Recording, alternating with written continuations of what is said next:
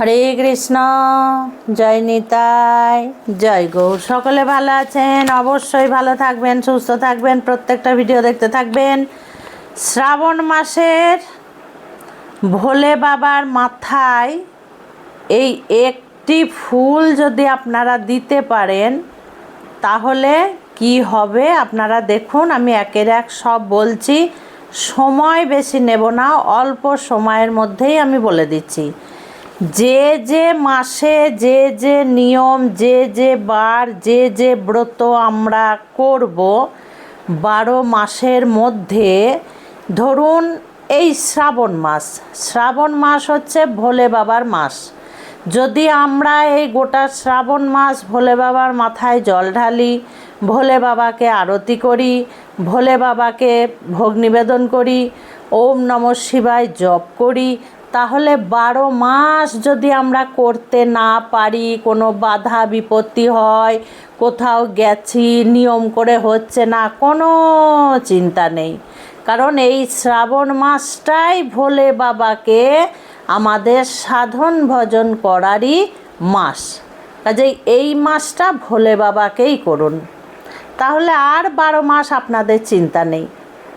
যেমন জন্মাষ্টমী, গোপাল সোনাকে এত সুন্দরভাবে যত রকমভাবে পারবেন আপনারা ভোগ নিবেদন করুন। সারা বছরে আর পারলেন না, একবার ভোগ নিবেদন করলেন, দুবার করলেন, হয়তো কিছু পারলেন না, শুধু জল তুলসী দিলেন, কোনো অসুবিধা নেই। রাধা অষ্টমীও তাই। দুর্গা পুজোয় যখন আমাদের মা দুর্গার কাছে আমরা যেমন অষ্টমীর অঞ্জলি দিই, তাই মা কালী বার্ষরিক পুজো, কার্তিক মাসে মা কালীর পুজো যেমন আমরা অঞ্জলি দিই, তাই মানে এইভাবে নিয়ম মেনে যদি আমরা ব্রতগুলো করি তাহলে 12 মাস আর আমাদের কোনো চিন্তা থাকবে না। যদি ভুল ত্রুটিও হয়, যদি সবটা না পারি, যদি একটা দিয়েই পুজো করি, ভগবান সব ক্ষমা করে দেবেন। তাই ভোলে বাবাকে এই শ্রাবণ মাসে যতটা পারবেন নিয়ম নিষ্ঠার সঙ্গে পুজো পার্বণ করুন। কেউ নিরামিষ আহার করবেন, করুন। কেউ সোমবার পালন করবেন, একাদশীর মতো করবেন, করুন। কেউ নির্জলা থাকবেন, সোমবারে ভগবানকে জল ঢালবেন, দুধ ঢালবেন, দই, যা ইচ্ছে আপনারা করুন। শ্রাবণ মাসে ভোলে বাবার নিয়মটাই আপনারা রক্ষা করুন। তাই শাস্ত্রতে বলা আছে, ভোলেনাথকে সকালে একদম উঠে, শাস্ত্রতে এটাই বলা আছে, ভোলেনাথকে একদম সকালে উঠে আপনারা বাসি পাঠ করে স্নান ইত্যাদি করে, কিছু না খেয়ে, এক ফোঁটা জল পর্যন্ত না খেয়ে, আপনারা খালি মুখে খালি পেটে আপনারা ভোলেনাথকে অভিষেক করুন। অন্তত সোমবারটা আপনারা অভিষেক করুন। অনেক বাবাদের, অনেক মায়েদের কিন্তু একটা স্বভাব আছে, সকালবেলা উঠেই সবার আগে খালি পেটে জল খায়। কোনো কোনো মায়েদের, কোনো কোনো বাবাদের অভ্যাস আছে সকালবেলা আমাদের চা খেতেই হয়, চা না খেলে আমাদের অন্যান্য কাজ হবে না, বাথরুমের কাজ আমাদের সম্পূর্ণ হবে না। কিন্তু শাস্ত্র এখানে বলছে শ্রাবণ মাসে অন্তত সোমবার, গোটা শ্রাবণ মাস যদি নাও হয়, অন্তত সোমবারে কিছু না খেয়ে ভোলে বাবাকে অভিষেক করতে বলা হচ্ছে। যদি আপনারা অন্য কিছু না পান, দই এবং দুধ দিয়ে অভিষেক করতে বলছে। বোঝা গেল? পুজো পাঠ করে, সকালে পুজো পাঠ করে জল, চা এইগুলো খাওয়াটা খুব ভালো, শাস্ত্র মেনে তাহলে চলা হবে। যেমন সকালে উঠেই আমি আমার দৈনন্দিনের সমস্ত কাজকর্ম সেরে আমি ভগবানের সেবা আগে করে, মা তুলসী মহারানীর সেবা আগে করে, শঙ্খধ্বনি করে, সমস্ত মানে ভগবানের কাজ সম্পূর্ণ করে, তারপরে আমি খালি পেটে একদম একটা বোতল জল পেট ভর্তি করে খাই। এটা আমার 365 দিনের কাজ। কিন্তু আমি কিছু খেয়ে বা জল খেয়ে আমি করি না, আমি পারি এখন করছি, তারপরে যখন পারবো না তখন সে দেখা যাবে, তখন বোঝা যাবে। মায়েরাও তাই করবে, সবার আগে সমস্ত কাজকর্ম করে স্নান টান করে গোবিন্দকে দিয়ে তারপরে তোমরা জল খাও, চা খাও, বিস্কুট খাও, খাবার খাও, বাধা কিচ্ছু নেই।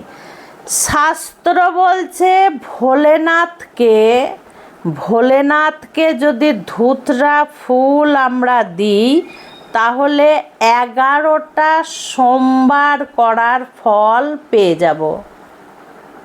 যদি এই শ্রাবণ মাসে যে কোনো দিন বা সোমবার করে ভোলে বাবাকে যদি একটা ধুতরা ফুল আমরা দিই তাহলে এখানে শিব পুরাণের কথা বলা হয়েছে, 11টা সোমবার করার যে ফল সেইটা আমরা পেয়ে যাব। যে মায়েদের সোমবার করার ক্ষমতা নেই, সোমবার করতে পারো না, অসুস্থ, সেই সমস্ত মায়েরা একটা ধুতরা ফুল এনে ভোলেনাথের মাথায় এই মাসে, এই শ্রাবণ মাসে তোমরা নিবেদন করো। তারপরে কি বলা হয়েছে, এই মাসে যদি পারেন তাহলে একটা গোলাপ ফুল, তো এই গোলাপ ফুল যদি এনে ভোলেনাথকে অর্পণ করা যায় তাহলে এখানে কি বলেছে দেখুন, পৃথিবীতে যত ফুল আছে সেই সমস্ত ফুল ভোলেনাথকে দেওয়ার আমরা ফলটা পেয়ে যাব।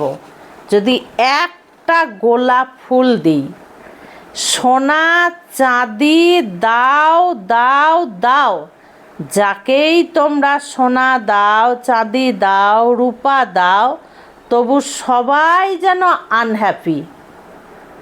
যাকেই দাও না কেন, যাই দাও না কেন, তবু কিন্তু তারা আনহ্যাপি। আর ভোলে বাবাকে যদি একটা বেলপাতা দেওয়া যায়, ভোলেনাথ হ্যাপি, আর কিচ্ছু লাগবে না, ভোলেনাথ হ্যাপি। আমাদের এমনই একজন দেবতা রূপে আছেন ভোলে বাবা, যাকে একটা বেলপাতা দিলেই ভোলে বাবা যেন তোমাদের ঋণ শোধ করার জন্য ঘুরে ঘুরে বেড়ান। ভোলেনাথের মন্দিরে গিয়ে দুহাত দূর থেকে, ঠিক দুহাত দূর থেকে, যেমন আমরা কাউরির বাড়ি গেলে দরজায় নক করি, বেল বাজাই, ডাকি, ও দাদা বা ও দিদি বা ও মা বা ও বাবা বা বৌদি, যাই হোক যেভাবেই ডাকি আমরা, ভোলে বাবাকে যদি এইভাবে দুহাত তুলে বলা হয়, হর হর মহাদেব, হর হর মহাদেব, হর হর মহাদেব, তাহলে ভোলে বাবা সম্পূর্ণ রূপে কিন্তু আমাদের হয়ে যান। সম্পূর্ণ রূপে কিন্তু মহাদেব আমাদের হয়ে যান। মহাদেব পার্বতীকে বলছেন যে আমাকে যদি 3 বার কেউ হর হর মহাদেব বলে ডাকে তাহলে আমি স্বয়ং তার হয়ে যাই। আর এই শ্রাবণ মাসে তোমরা নিয়ম করে ভোলে বাবার সামনে বসে 108 বার, তা যদি না হয় 21 বার, 31 বার, 11 বার ওম নমঃ শিবায়, ওম নমঃ শিবায়, ওম নমঃ শিবায়। দেখবেন যখন এই জপটা করবেন মনে যে কি শান্তি পাবেন আপনারা। যারা যারা শান্তি পাবেন, যাদের খুব ভালো লাগে, তারা আমাকে কমেন্টে জানিয়েন আমি ভুল বললাম না ঠিক বললাম।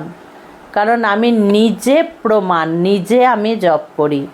আমার প্রাণের দেবতা, আমার প্রাণের ভগবান, প্রাণের ঠাকুর যাই বলেন না কেন, সেটা হচ্ছে আমার কৃষ্ণ, আমার হরি। কিন্তু হরকে তো আমি দূরে রাখতে পারবো না। স্বয়ং হরি হরকে ছাড়া থাকতে পারেন না, তাহলে আমি হরকে কেন ডাকবো না? কাজেই আমি হরকেও ভালোবাসি, আমি হরিকেও ভালোবাসি। খুব ভালো থাকবেন, সুস্থ থাকবেন, এইভাবে ভিডিও দেখতে থাকবেন। আজকে আসছি।